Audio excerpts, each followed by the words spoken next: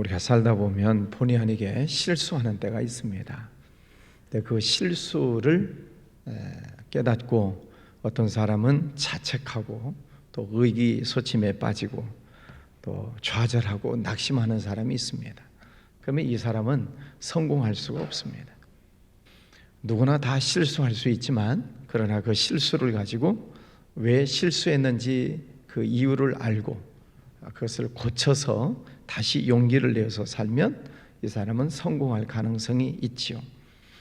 우리 13장에서 보면은 언약궤를 매어 와야 되는데 술에 싣고 오다가 웃사가 죽는 그런 실패하는 일이 생기죠.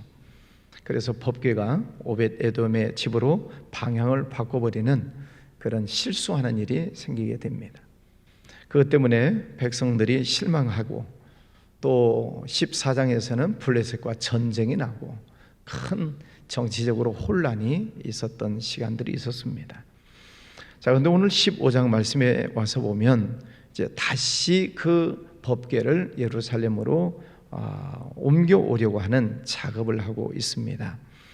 3절에 보면 메어 올리고자 하여, 전에는 실수를 했었죠. 술에 싣고 오는 그런 실수를 범해서 큰 어려움이 있었습니다. 그래서 이번에는 다윗이 단호하게 이번에는 법궤를 메고 와야 된다, 확실하게 가르치죠. 자, 이렇게 해서 그 법궤가 이제 예루살렘 성으로 들어오게 되는 과정들을 겪게 되는데, 그러면 그 과정에 어떤 일들이 있는가? 12절에 보면 법궤를 메는 사람들은 몸을 성결하게 하고 여호와의 궤를 메어 올리라. 몸을 성결하게 해야 된다 하는 것이죠. 우리가 하나님 앞에 나아갈 때 하나님께서 내게 주신 직분을 우리가 잘 감당하려고 할 때 우리의 몸과 마음을 늘 성결하게 해야 됩니다. 하나님은 거룩하시니 너희도 거룩할지니라.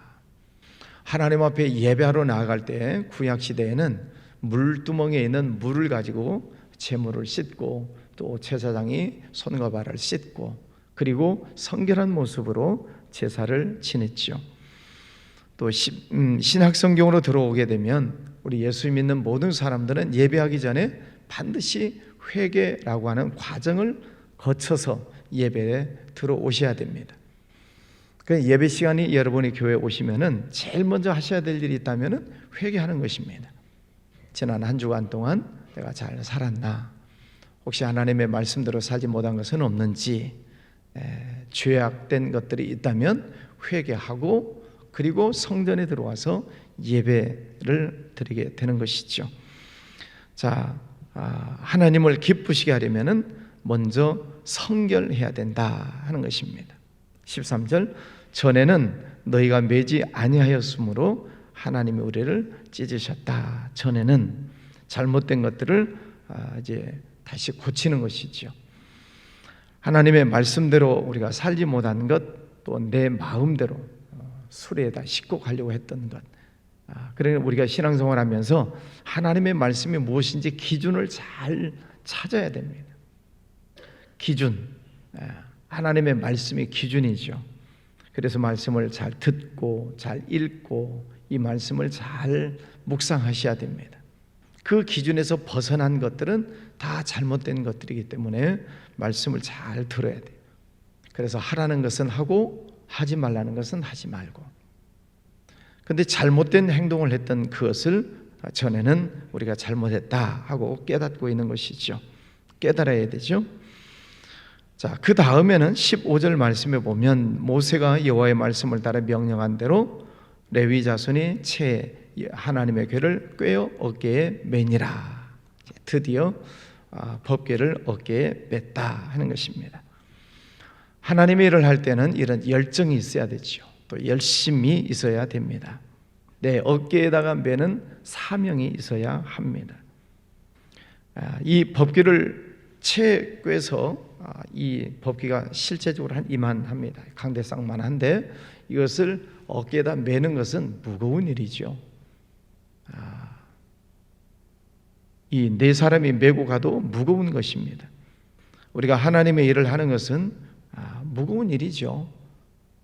교회 직분을 맡아서 봉사를 하는 것은 쉬운 일은 없습니다. 집사님으로 또 장로님, 안수 집사님, 권사님, 또 교회에서 맡은 여러 가지 봉사하는 일들, 다 그 일은 시간을 내야 되고 때로는 물질이 들어가기도 하고 또 내 몸으로 가서 수고를 해야 되고 하는 그런 일들은 다 멍에를 매는 것처럼 무거운 일들입니다. 그런데 그 법궤를 매야 이스라엘 백성들이 그 뒤를 따라가는 것처럼 교회 안에서 맡은 일들을 잘 감당할 때 또 교회 성도들이 그 뒤를 따라오게 되는 것이죠. 아무든지 나를 따라오려거든 자기 십자가를 지고 나를 따를 것이니라. 자기에게 주어진 십자가가 있어요. 그 십자가를 짊어지고 주님의 일을 해야 주님을 따라갈 수 있다 하는 것이죠. 소도 멍에를 매야 일을 하는 것이지 멍에를 매지 않는 시간은 노는 시간입니다. 아무런 일이 없죠. 멍에를 맨다라고 하는 것은 분명히 무거운 일이지만 그러나 멍에를 매야 하나님의 일을 하고 십자가를 또 지고 따라갈 수 있게 되는 것이죠. 자, 그 다음에 이제 그 법궤를 메고 이제 가게 될 때 16절에 보면은 그 형제들은 노래하는 자들이다. 그래서 비파, 수금, 재금 등 악기를 가지고 큰 소리를 내면서 또 춤을 추면서 찬양을 하면서 법궤를 메고 가고 있습니다. 우리가 하나님의 일을 할 때 온 마음을 다해서 또 정성을 다해서 우리가 하나님을 찬양하고 또 즐거운 마음으로 하나님의 일을 해야 한다 하는 것이죠. 그래서 하나님의 일을 할 때 억지로 하지 말아라. 마음이 없는 채 억지로 끌려가는 것처럼 하다 보면 하는 사람도 힘들고 보는 사람도 힘들고, 하나님께서 여러분에게 주신 직분을 늘 기쁨으로 잘 감당하시기를 바랍니다. 자, 내가 맡은 그 직분을 가지고 찬송하면서 기쁨으로 그 일들을 감당할 때 하늘 문이 열리고 또 하나님의 은혜가 임하게 되는 것을 발견하게 됩니다. 자, 이처럼 이제 법궤가 정상적으로 어깨에 메고 이제 예루살렘 성으로 들어올 때 많은 사람들이 찬양하고 또 다윗도 이제는 즐거운 마음으로 춤을 추면서 기뻐하고 있습니다. 온 백성들이 이렇게 즐거운 마음으로 법궤를 메고 이제 예루살렘 성으로 들어오는데, 그런데 어떤 사람은 싫어하는 사람이 있어요. 딱 한 사람이 나오죠. 29절에 보면 여호와의 언약궤가 다윗성으로 들어올 때에 사울의 딸 미갈이 창으로 내다보다가 다윗 왕이 춤추며 뛰노는 것을 보고 그 마음에 업신 여겼더라. 지금 비웃고 있는 거죠. 지금 저 법궤가 뭐라고? 뭐 온 나라가 떠들썩하고 무슨 저 법궤 하나 메어오는 것이 무슨 자랑스러운 일이라고 그러면서 비아냥거리고, 또 자기 남편 다윗 왕이 춤추면서 오는 것을 보며 자기 남편을 업신 여기는 거죠. 왕이 채통머리 없이 저런다고 비웃고 있는 것입니다. 자, 사무엘 하의 말씀에서 보면 이게 똑같은 장면이 나오는데, 그 이후 이 미갈은 평생 무자하였더라. 자식을 갖지 못했어요. 하나님께서 그에게 징벌을 내리신 거죠. 많은 사람들이 기뻐하고 감사하면서 하나님의 일을 하고 있을 때 옆에서 비웃는 사람이 있습니다. 하나님의 뜻을 이루는 일이 얼마나 귀한 일인지를 아는 사람은 기뻐하고 감사하고 찬양하지요.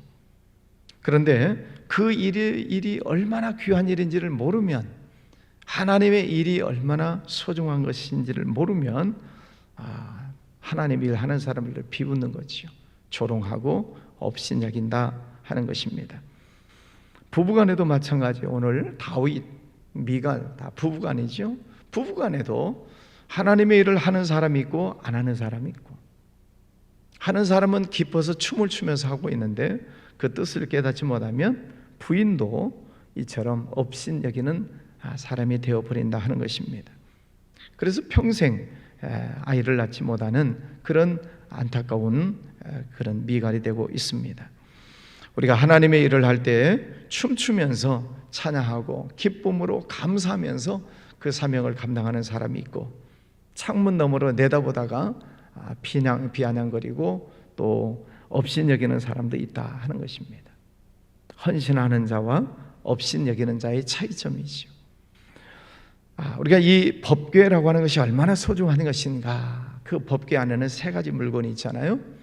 십계명의 돌판이 있고, 또 아론의 쌍난 지팡이가 있고, 만나를 담았던 항아리가 있고, 하나님께서 이스라엘 백성들과 영원히 함께 하시겠다, 그것을 약속의 상징물로 넣어놓은 것이 법궤입니다.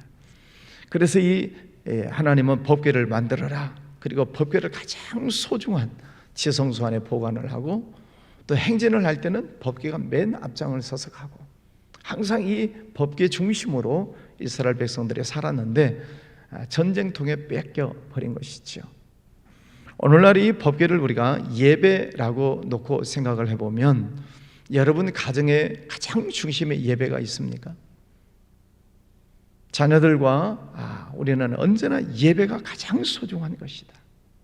그래서 가정에서 예배가 이루어지고, 또 교회에서 예배가 온전하게 이루어지고 있습니까? 아니면은 이 법궤를 뺏겨가지고 다른 데 법궤가 돌아다니는 것처럼 다른 데서는 예배가 이루어지는데, 내 집에서, 내 가정에서, 내 교회에서는 내가 드리는 예배가 사라진다면 이건 하나님과의 관계가 단절되고 있는 거죠. 법궤가 어디 있습니까? 여러분 가정 안에 있습니까? 아니면 다른 집에 가 있습니까? 다른 집에서는 예배를 잘 드리는데 여러분 가정은 예배가 온전하게 이루어지고 있습니까? 이 다윗이 그토록 이 법궤를 찾아오고자 했던 이유는 바로 그 법궤가 제자리를 찾아야 하나님을 온전하게 섬길 수 있기 때문에 그렇다 하는 것입니다. 오늘날이 예배이죠.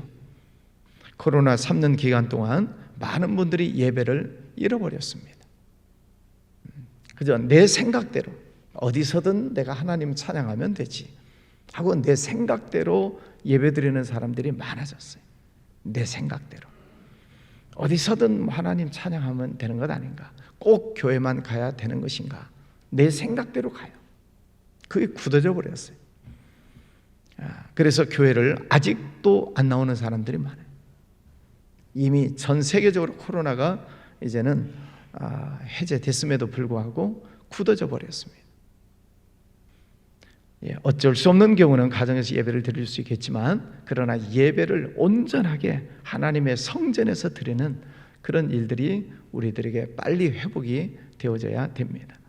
또 여러분 가정 안에서도 예배 드리는 일들이 빨리 회복이 되어져야 됩니다.